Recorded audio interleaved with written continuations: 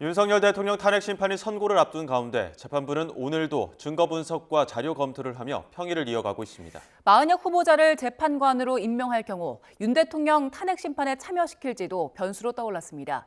현장에 나가 있는 취재 기자 연결합니다. 차정윤 기자. 네, 헌법재판소입니다. 네, 먼저 재판부 평이 어떻게 진행되고 있습니까? 네, 헌재 재판부는 오늘도 철통 보안숙의 평일을 이어가고 있습니다. 별도의 회의 공간에 재판관 8명만 참석하는데 도청, 감청 장치도 설치됐습니다. 재판부는 대통령 탄핵 심판에서 제시됐던 양측의 증거를 검토하고 증인들의 진술을 비교하며 쟁점을 정리하고 있을 것으로 전망됩니다. 변론은 종결됐지만 국회 측과 대통령 측 대리인단은 각각 참고 자료를 제출하고 헌재를 압박하는 메시지를 내며 여론전과 물밑 작업에 열을 올리고 있는 모습입니다. 네, 헌재가 어제 마은혁 후보자에 대한 임명 보류는 위헌이라고 판단했는데 최상목 권한대행은 언제쯤 임명할까요? 네, 어제 헌재 결정 후 최상목 대통령 권한대행은 헌재 판단을 존중한다고 했지만 결정문을 살펴보겠다며 구체적인 임명 시기는 밝히지 않았습니다. 복잡한 정치적 환경 탓에 마 후보자의 임명 시기 등을 놓고 고심하고 있는 것으로 보입니다. 실제로 지난해 12월 조한창 정계선 헌법재판관 임명 이후 정치권과 국무회의 모두에서 거센 비판이 잇따랐습니다.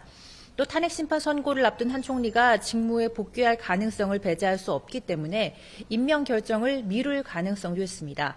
다만 임명을 유보하는 기간이 길어질수록 불복 논란이 불거질 수 있는 만큼 최 권한대행의 부담으로 작용할 것으로 보입니다. 네, 윤 대통령 탄핵 심판에 마은혁 후보자가 합류하면 어떻게 되는 겁니까? 네, 만약 헌재 재판부가 9인 체제로 완성이 되면 여러 시나리오에 대해 생각해 볼 수 있겠습니다. 우선 마 후보자의 합류가 결정된 경우 변론 갱신 절차를 밟아야 해서 3월 중순으로 예상됐던 선고 날짜 조정이 불가피하게 됩니다.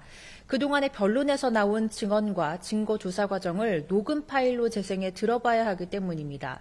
재판장이 핵심 내용을 설명하거나 열람하게 하는 간이갱신 방법도 있긴 하지만 대통령 측에서 동의하지 않을 가능성이 큽니다. 다만 한 번이라도 변론에 참여해야 선고에 관여할 수 있다는 분석도 있어서 마 후보자가 임명되더라도 지금의 8인 체제에서 결론을 내릴 수도 있습니다. 헌재는 아직 언급할 단계가 아니라며 모든 건 재판부 결정에 달려있다는 원론적인 입장입니다. 지금까지 헌법재판소에서 전해드렸습니다.